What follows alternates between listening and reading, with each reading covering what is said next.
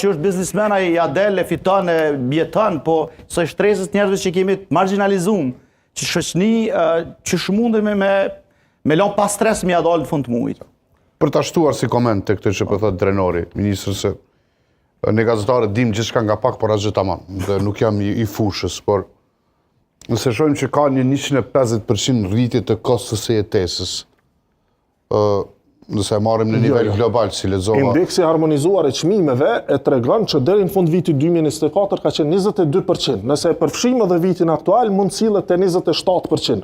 Pra po thonë, statistika zyrtare. E gjitha nuk na kanë ndjekur ky trendi global. Se në fakt unë lexova në mediat ndërkombëtare që nga 2020 në 2025 rritja e përgjithshme është 150%. Po mendoj për shkak të krizës globale, ka mundësi tek ne nuk ka ndikuar kaq shumë, por siç e lexova në mediat ndërkombëtare. Fakt, krahas rritjes këtyre rrogave edhe skemave sociale, a ka politikë e cila përveç këtij çmimit tavan që ju ka dështuar për shkak të gjykatës kushtetuese, a ka politikë tjetër e cila e ul koston? Po kostoja tregova, ne jemi mundu me frenu, e vetmja mënyrë si ta frenojmë është mrena, duke i frenu marzhat nëse ka abuzim me marzhat fitimit. Por ne nuk mund ta frenojmë një kosto të një produkti, për shembull nëse importohet prej një shteti evropian.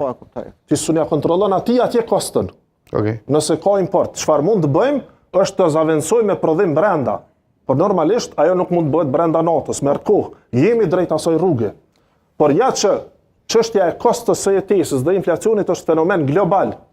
Pra nuk është se qeveria e Kosovës ka lënë pa vë diçka, përkundrazi. Ne kemi marrë lavdata prej Bankës Botërore për pakon më të madhe mbështetëse në rajon.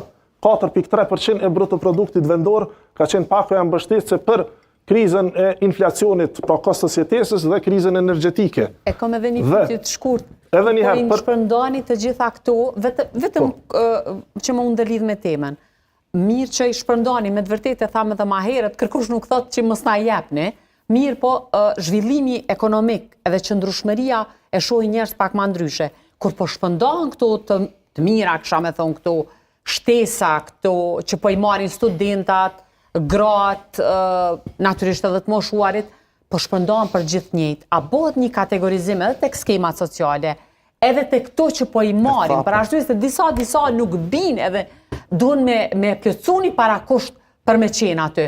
Na e dim kur po i marrin gjithë njerëz, po shpesh ndodh me qenë që disa fëmijë e disave apo nuk kanë edhe aq nevojë. A është më e rëndësishme ndoshta me ndo pak më shumë për ata që kanë nevojë e më pak për ata që nuk e kanë aq nevojën e duhur. Janë disa skemat që i tha, marr për shkak të solucionimit e faturave. Kur po shpërndohen gjitha, e kam fjalën. Apo përfshihet më tepër edhe pjesëtirave se këto janë akuza dhe kundër akuza që i keni pasur edhe me opozitën, po shpërndohen edhe në kohën kur jemi në zgjedhje, janë shpërndarë edhe në zgjedhjet komunale, kur i patëm. Kështu që se kemi caktuar ne 4 herë zgjedhje në vit. E di që se keni caktuar, po kur i kanë shpërndarë opozita, edhe ju keni qenë kritik ndaj tyre. Kështu që është pak si e njëjta apo shkon kjo punë. Kështu që unë vetëm po e them që ne kemi shpërndarë edhe vitin e kaluar, edhe vitin paraprak. Ajo shumë mirë që ju keni shpërndarë. Po janë ato videot që po na dalin pastaj që jo mbo do me thonë kritikat edhe kur janë shpërndosur. Me që ka pasur edhe në vitin, edhe në 2 vitet e kaluara, nuk mund të themi që këtë vit u bë përzgjedhje. Po incidoi bukur për ta, po nuk është komunale edhe zgjedhjet nacionale. Kanë bërë me marifet, mas zgjedhjeve me.